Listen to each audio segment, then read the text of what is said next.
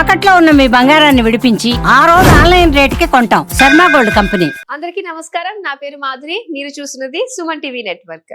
మే 16 నుంచి 31 వరకు ద్వాదశ రాసుల వారికి ఎలా ఉండబోతుందో తెలియజేయడానికి మనతో పాటు ఉన్నారు ప్రముఖ జ్యోతిష్య పండితులు బ్రహ్మశ్రీ నందిబట్ల శ్రీహరి శర్మ గురువు గారు. నమస్కారం గురువు గారు. వాగర్థ సంపృక్తౌ వాగర్థ ప్రతిపత్తయే జగతః పితరౌ వందే పార్వతీ పరమేశ్వరౌ ఆదిత్యాయ చ సోమాయ మంగళాయ బుధాయ చ కురు శుక్ర శనిభ్యశ్చ రాహవే కేతవే నమః.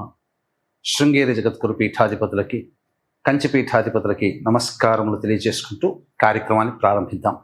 గురుగారు, ఇక మిథున రాశి వారికి ఎలా ఉండబోతుందో తెలియజేస్తారా?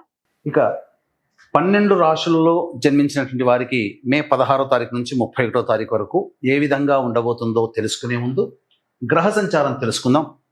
వీక్షించేటువంటి ప్రేక్షకులకి ఒక సూచన, గురువు మారాడు. అలాగే 18వ తారీఖు నుంచి రాహువు కేతువు కూడా మారబోతున్నారు. అంటే ఉన్నటువంటి నవగ్రహాలలో ప్రధానమైనటువంటి గ్రహాలు మారబోతున్నాయి. కాబట్టి ఆల్రెడీ ప్రేక్షకుల్లో వివిధ రాశుల్లో జన్మించినటువంటి వారికి చాలా మౌలికమైనటువంటి మార్పులు ఏప్రిల్ నెల నుంచే ప్రారంభమయ్యాయి. కాబట్టి భవిష్యత్తు ఎలా ఉండబోతుంది, ముఖ్యంగా ఈ మే నెలలో 16 నుంచి 31వ తారీఖు వరకు ఎలా ఉండబోతుంది అనేటువంటి విషయాన్ని తెలుసుకునే ముందు గ్రహ సంచారం తెలుసుకుందాం.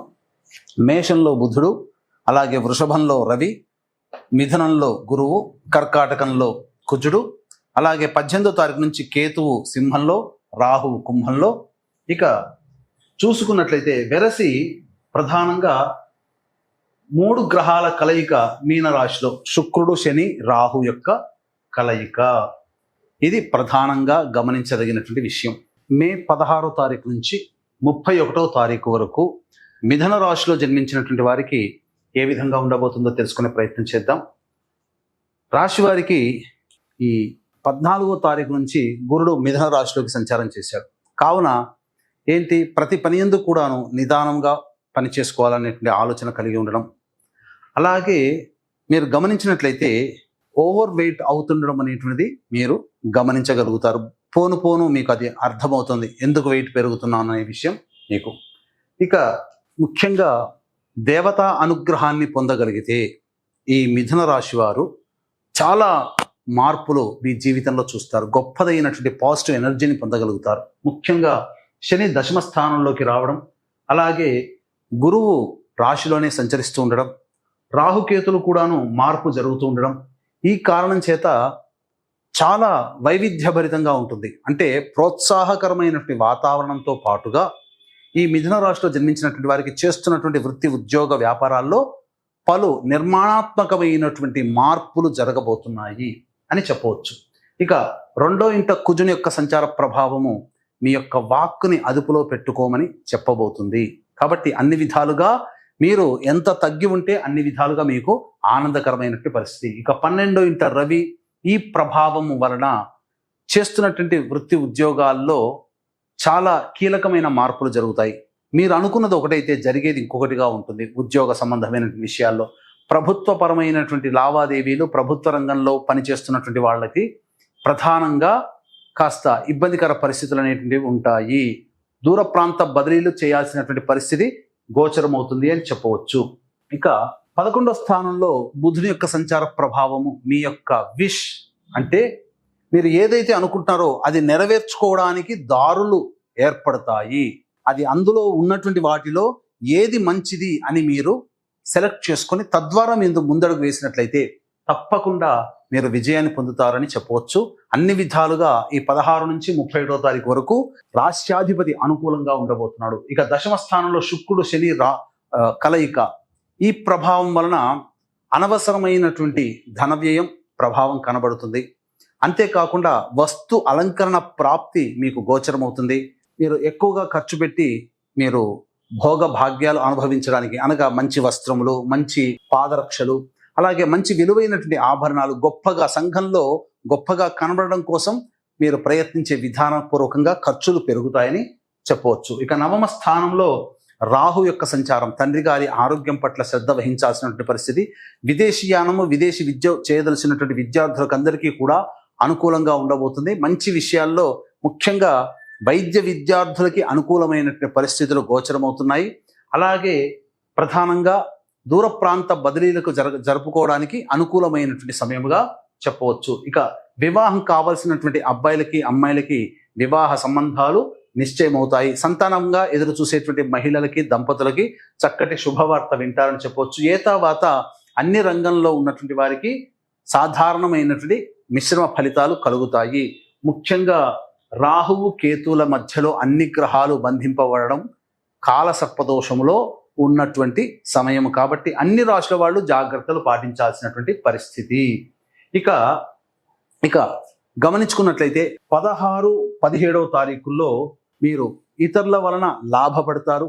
అలాగే దంపతుల మధ్య, భాగస్వామ్య వ్యాపారం మధ్య ఉన్నటువంటి పొరపచ్చాలు తొలగిపోయి ఆనందకరమైనటువంటి జీవితాన్ని పొందుతారని చెప్పవచ్చు.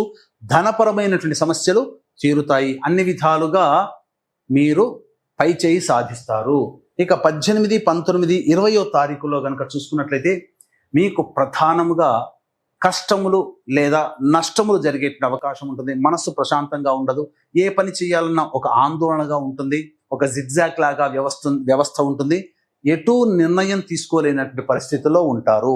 21, 22వ తారీఖుల్లో కనుక చూసుకున్నట్లయితే ప్రధానంగా సంతానం మూలకంగా ఖర్చులు, సమస్యలు పెరుగుతాయి. సంతానంతో విభేదాలు పెరుగుతాయి. కావున లౌక్యాన్ని ప్రదర్శించండి. అలాగే ఈ సంబంధించినటువంటి విదేశీయానము, విదేశీ విద్యకు అనుకూలంగా ఉండేటువంటి రోజులుగా చెప్పవచ్చు. అలాగే ఇక ప్రధానంగా ఆస్తి సంబంధమైనటువంటి విషయాల్లో కొంత వివాదాలు చోటు చేసుకుంటాయి.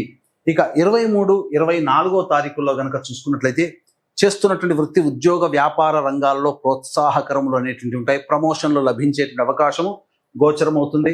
అలాగే అన్ని విధాలుగా ధనపరమైనటువంటి సమస్యల్ని పూర్తి చేసుకుంటారని చెప్పవచ్చు.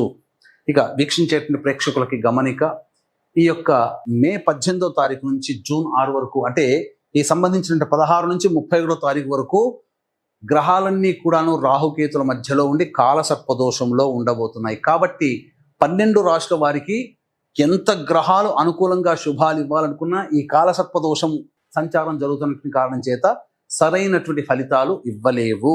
కావున దీన్ని దృష్టిలో పెట్టుకుని ఈ యొక్క సంపూర్ణ నవగ్రహ శాంతి, సర్వదోష నివారణ పూజలు, హోమాలు అనేటువంటివి ఈ నెల 22వ తారీఖు రోజున హనుమత్ జయంతి సందర్భంగా జరిపించడం జరుగుతుంది.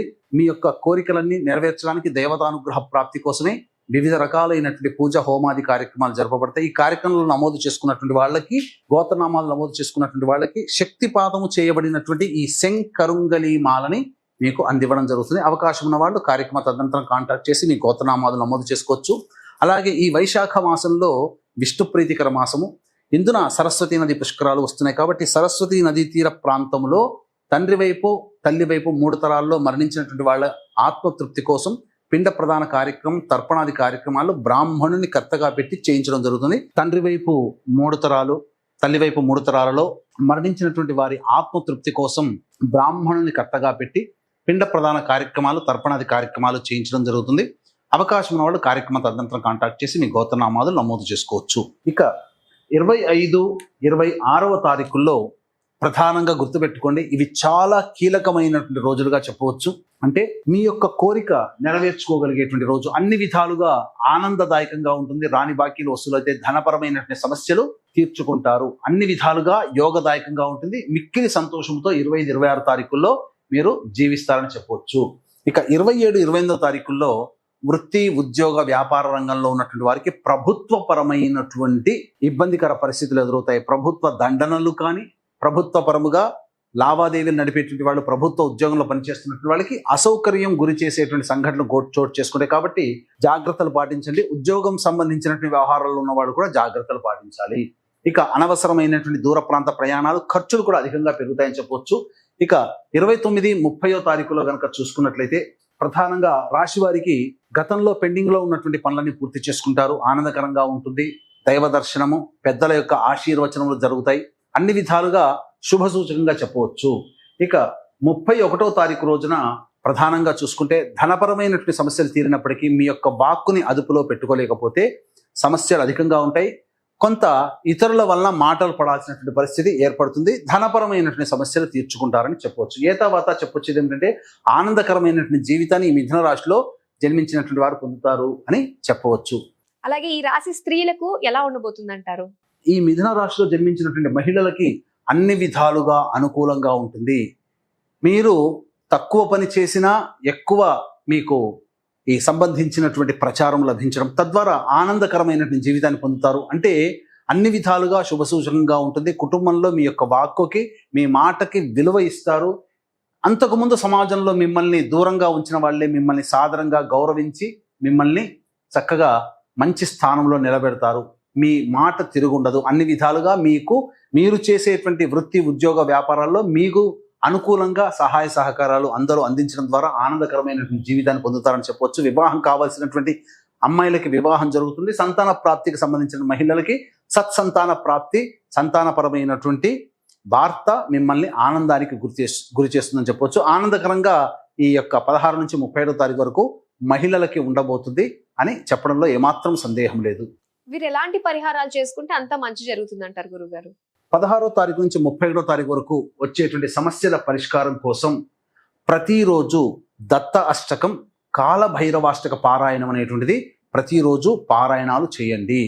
ఇప్పుడు చెప్పినటువంటి వాటికి అంటే విభిన్నంగా మీ యొక్క జాతకం ఉంది అని అంటే మీ యొక్క జాతకంలో నడుస్తున్నటువంటి గ్రహ దశాంతర దశల యొక్క ప్రభావాలు కావున దగ్గరలోని మంచి ఉపాసనా పరులైనటువంటి జ్యోతిష్యుల్ని సంప్రదించి వారి సలహాలు, సూచనలు కనుక పాటించినట్లయితే మరింత మెరుగైనటువంటి జీవితాన్ని పొందుతారని తెలియచేయవచ్చు. అలాగే కాలసర్పదోషము ఉన్నటువంటి కారణం చేత 12 రాశుల వారికి, ముఖ్యంగా మిథున రాశి వారికి కూడా సమస్యలు అధికంగా ఉంటాయి. కాబట్టి ఈ సమస్యల నుంచి బయటపడడం కోసం నవగ్రహ శాంతి, సర్వదోష నివారణ పూజల, హోమాలు అనేటువంటివి హనుమత్ జయంతి సందర్భంగా 22 మే తారీఖు రోజున కార్యక్రమాన్ని జరిపించి శక్తిపాతము చేసబడినటువంటి శంకరుంగలి మాలని రాగిలో చుట్టబడి మీకు అందివ్వడం జరుగుతుంది. అవకాశం ఉన్న వాళ్ళు కార్యక్రమం తదనంతరం కాంటాక్ట్ చేసి మీ గోత్రనామాలు నమోదు చేసుకోవచ్చు. అలాగే సరస్వతీ నదీ పుష్కరాల సందర్భంగా తల్లి వైపు, తండ్రి వైపు మరణించినటువంటి వారి ఆత్మతృప్తి కోసం బ్రాహ్మణుని కర్తగా పెట్టి పిండ ప్రదానము మరియు తర్పణాది కార్యక్రమాలు చేయించడం జరుగుతుందని చెప్పవచ్చు. గురుగారు, మిథున రాశి వారి ఫలితాలు తెలియజేసినందుకు ధన్యవాదాలండి. సర్వం శ్రీ ఉమామహేశ్వర పరబ్రహ్మార్పణమస్తు.